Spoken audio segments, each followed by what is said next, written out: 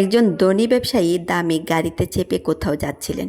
হঠাৎ চোখে পড়ে ফুটপাতের এক কোণে ইটের উপর মাথা রেখে গভীর ঘুমে আচ্ছন্ন এক ব্যক্তি। প্রচণ্ড রোদ, ধুলাবালি, গাড়ির আওয়াজ, এত কিছুর মধ্যেও ঘুম কেমন করে আসে লোকটার? জানালা নামিয়ে তিনি এগিয়ে গিয়ে ডাকলেন, এই যে শুনছেন? ধর্মর করে উঠে লোকটি বসে। কি হয়েছে স্যার? এই গরমে এই জায়গায় ঘুমাচ্ছ কেন? ঘরবাড়ি নেই তোমার?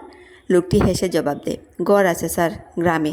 বুড়ে উঠে শহরে পেন বিক্রি করতে এসেছি, বিকেলে ফিরে যাই। ক্লান্ত ছিলাম, তাই একটু চোখ লেগে গিয়েছিল। ব্যবসায়ী জানতে চান, আজ কেমন বিক্রি হলো? 150 টাকা।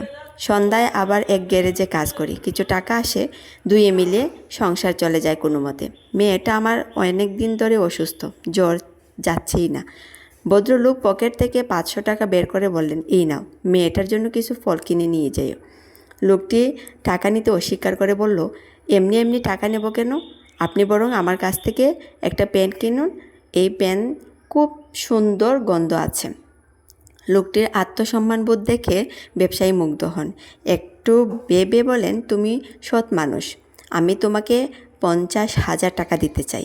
এমনি নয়, আমার হোলসেল কাপড়ের দোকান থেকে কাপড় কিনে বিক্রি করো।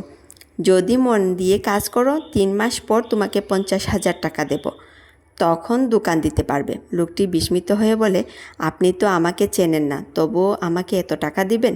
ভদ্রলোক হেসে বলে, এই সামান্য টাকায় আমার কিছু যায় আসে না, কিন্তু তোমার জীবন যদি এই সামান্য দিয়ে পরিবর্তন আসে, তবে তো এর মূল্য অনেক।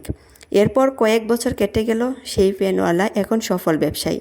শহরে 3টি দোকান, ফ্ল্যাট, গাড়ি সবই আছে।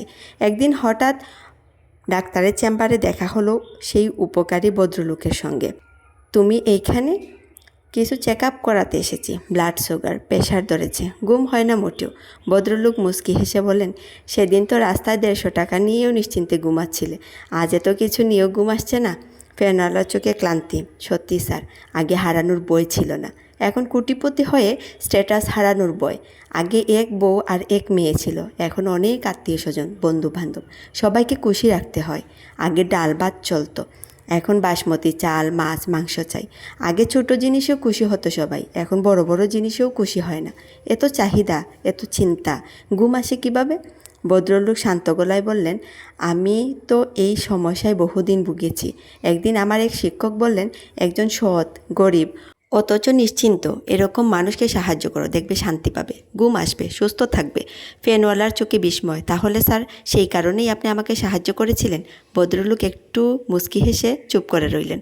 আর ফ্যানওয়ালা দ্রুত গাড়ি নিয়ে বের হয়ে পড়ল, তার চোখ এখন ফুটপাতের দিকে। সত্যিই তাই, জীবনে মানসিক শান্তিটাই সবচেয়ে বড় কথা।